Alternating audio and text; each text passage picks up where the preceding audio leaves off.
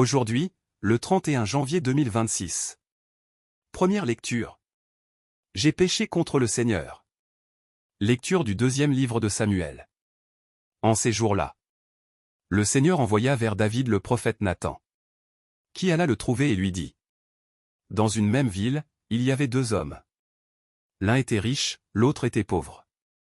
Le riche avait des moutons et des bœufs, en très grand nombre. Le pauvre n'avait rien qu'une brebis, une toute petite, qu'il avait achetée.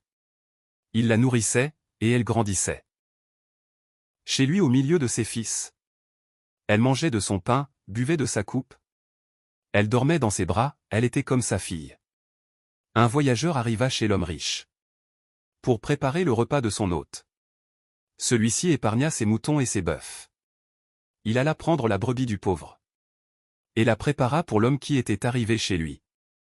Alors, David s'enflamma d'une grande colère contre cet homme et dit à Nathan: Par le Seigneur vivant, l'homme qui a fait cela mérite la mort, et il remboursera la brebis au quadruple pour avoir commis une telle action et n'avoir pas épargné le pauvre. Alors Nathan dit à David: Cet homme, c'est toi. Ainsi parle le Seigneur Dieu d'Israël. Désormais, l'épée ne s'écartera plus jamais de ta maison, parce que tu m'as méprisé, et que tu as pris la femme d'Ouria le Hittite, pour qu'elle devienne ta femme. Ainsi parle le Seigneur. De ta propre maison, je ferai surgir contre toi le malheur. Je t'enlèverai tes femmes sous tes yeux, et je les donnerai à l'un de tes proches, qui les prendra sous les yeux du soleil. Toi, tu as agi en cachette. Mais moi, j'agirai à la face de tout Israël, et à la face du soleil. David dit à Nathan: J'ai péché contre le Seigneur. Nathan lui répondit: Le Seigneur a passé sur ton péché. Tu ne mourras pas. Cependant, parce que tu as bafoué le Seigneur, le fils que tu viens d'avoir mourra. Et Nathan retourna chez lui.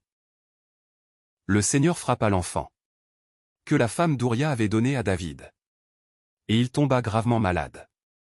David implora Dieu pour le petit enfant. Il jeûna strictement. Et, quand il rentrait chez lui, il passait la nuit couché par terre. Les anciens de sa maison insistaient auprès de lui pour qu'il se relève. Mais il refusa, et ne prit avec eux aucune nourriture. Parole du Seigneur. Nous rendons grâce à Dieu. 1. Psaume. Crée en moi un cœur pur, ô mon Dieu. Crée en moi un cœur pur, ô mon Dieu. Renouvelle et raffermis au fond de moi mon esprit. Ne me chasse pas loin de ta face. Ne me reprends pas ton Esprit Saint. Rends-moi la joie d'être sauvé. Que l'Esprit généreux me soutienne. Aux pécheurs, j'enseignerai tes chemins. Vers toi, reviendront les égarés. Libère-moi du sang versé, Dieu, mon Dieu sauveur. Et ma langue acclamera ta justice. Seigneur, ouvre mes lèvres, et ma bouche annoncera ta louange. Évangile. Qui est-il donc, celui-ci, pour que même le vent et la mer lui obéissent? Alléluia. Alléluia. Dieu a tellement aimé le monde qu'il a donné son Fils unique, afin que ceux qui croient en lui aient la vie éternelle. Alléluia. Évangile de Jésus-Christ selon saint Marc. Ce jour-là, le soir venu, Jésus dit à ses disciples: Passons sur l'autre rive. Quittant la foule, ils emmenèrent Jésus, comme il était, dans la barque. Et d'autres barques l'accompagnaient. Survient une violente tempête. Les vagues se jetaient sur la barque, si bien que déjà elle se remplissait. Lui dormait sur le coussin à l'arrière. Les disciples le réveillent et lui disent: Maître, nous sommes perdus. Cela ne te fait rien. Réveillé, il menaça le vent et dit à la mer: Silence, tais-toi. Le vent tomba, et il se fit un grand calme. Jésus leur dit: Pourquoi êtes-vous si craintifs?